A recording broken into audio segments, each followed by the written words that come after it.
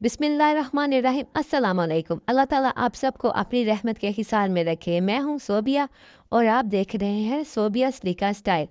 जाते हुए मौसम का फल है फालसा, तो मैंने कहा क्यों ना इसकी सीज़न के एंड पे फिर से चटनी बनाई जाए और वीडियो आप लोगों के साथ शेयर की जाए कि मैं किस तरह से फालसे की चटनी बनाती हूँ। गर्मियों के दिन हो और हमारे घर में ये चटनी ना बने, ये ऐसा हो ही नहीं सकता। हर खाने के साथ ये चटनी का होना लाजमी है। आप भी बनाइएगा और ट्राई करके बताइएगा कि कैसी लगी। सबसे पहले यहाँ पे मैंने फाल से धो के तो अच्छी तरह से उनको खुश कर लिया ताकि मुझे इनकी पसाई करते हुए आसानी हो और पानी की छींटे ना निकले। यहाँ पे मैंने ली है पुदीने की पत्तियाँ, उनको मैंने तोड़ के धो के तो खुश कर ली हैं। यहाँ मैंने सब्ज़ मिर्चें मोटी मोटी सी, ये देखें मैंने यहाँ पे इनको काट लिया है ताकि ये भी कूटने में आसानी हो। और ये है 4 प्याज है मीडियम साइज़ के, इसको मैंने ये देखें रफली चॉप कर लिया है। थोड़ा सा मोटा मोटा रखा है, बिल्कुल फाइन और बहुत छोटा नहीं करना है। ठीक है, ये तकरीबन 4 बड़े साइज़ के प्याज है। अब सबसे पहले मैं यहाँ हूंदी के अंदर सब्ज़ मिर्चें डालूंगी और इसको अच्छी तरह से कूट लूँगी। फाल से डालने से पहले सबसे पहले मैं सब्ज़ मिर्ची और पुदीना जो है वो अच्छी तरह से पीसूँगी।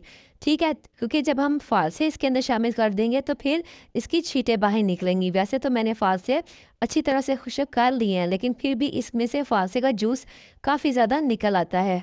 ठीक है, अच्छी तरह से इसकी पुसाई करनी है ताकि जो मिर्ची है वो मोटी मोटी ना रहें। थोड़ी सी अगर रफ़ हो भी जाएंगी तो कोई इतना ज़्यादा वो फीलिंग नहीं आएगी, महसूस नहीं होगी। ये देखें काफ़ी हद तक हो गई है और इसको हम थोड़ा सा मज़ीद करेंगे ताकि मिर्चें जो हैं वो अच्छी तरह से पीस जाएं। अब मैं डालूंगी इसके अंदर पुदीने की पत्तियाँ, ये भी मैंने अच्छी तरह से खुश कर ली, क्योंकि जब आप बूंदी के अंदर कोई भी चटनी तैयार करते हैं तो आपको चाहिए कि जो भी चीज़ इस्तेमाल करें वो थोड़ी ड्राई हो, वरना उसमें से छींटें काफ़ी ज़्यादा निकलती हैं। ठीक है, पुदीने की पत्तियाँ भी शामिल करके इसी तरह से मैं इनको बिल्कुल बारीक कर लूँगी। ठीक है, ये देखें काफ़ी हद तक हो गई है, बहुत जल्दी बन जाती है। देखने में लगता है कि थोड़ा टाइम लगेगा, लेकिन बहुत ही कम टाइम में ये बन जाती है और बहुत ही मज़े की लगती है, क्योंकि ग्राइंडर के अंदर ये बिल्कुल नहीं बनती। फालसे के जो गुठलियाँ आती हैं वो बिल्कुल ग्राइंड ही नहीं होती। इसमें सबसे ज़्यादा बेस्ट होती है कि ये पत्थर की कूंदी वगैरह हो, पत्थर की या मार्बल वगैरह की ये कूंदी हो, जिसमें ये बहुत अच्छी तरीके से बनती है। लकड़ी के हावन दस्ते में भी बन जाती है, लेकिन उसमें जो गुठलियाँ आती हैं वो लकड़ी के अंदर चले जाती हैं।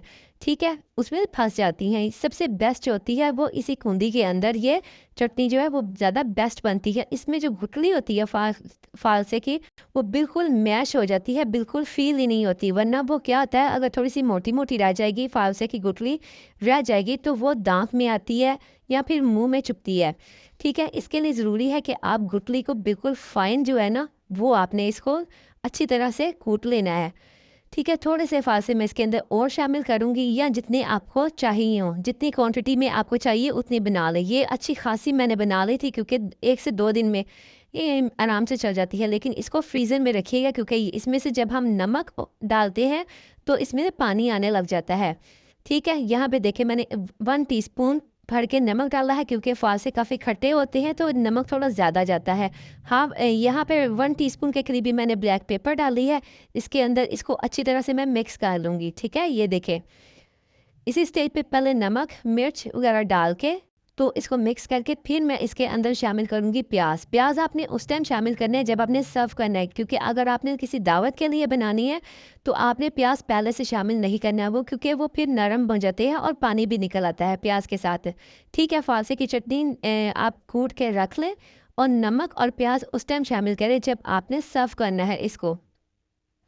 पहले बिल्कुल भी आपने सारा चीज़ें मिक्स करके नहीं रखनी है। यहाँ आप फालसे की चटनी पीस के रख ले और प्याज और नमक जब आपने खाना हो थोड़े से चटनी निकाली, उसमें प्याज और नमक ऐड किया और आपने उसको सर्व कर दिया।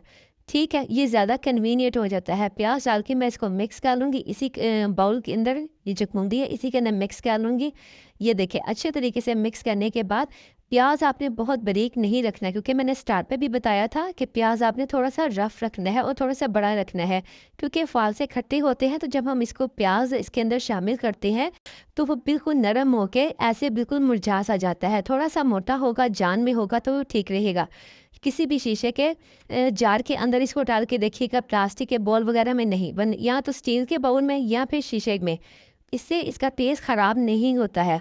चटनी देखिए बहुत ही मज़े की बन के रेडी हो गई है। आपने भी बनाना है और मुझे फ़ीडबैक ज़रूर देना है कि आपको ये चटनी जो है वो कैसी लगी है। बाउल के अंदर मैं ये इसको डाल लूँगी।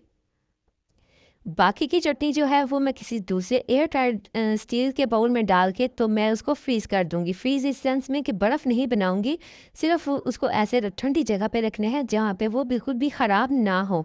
ठीक है, चटनी देखिए उसका कलर कितना ज़बरदस्त है और प्याज़ देखिए, प्याज़ को मैंने बगैर धोए इसके अंदर डाला है।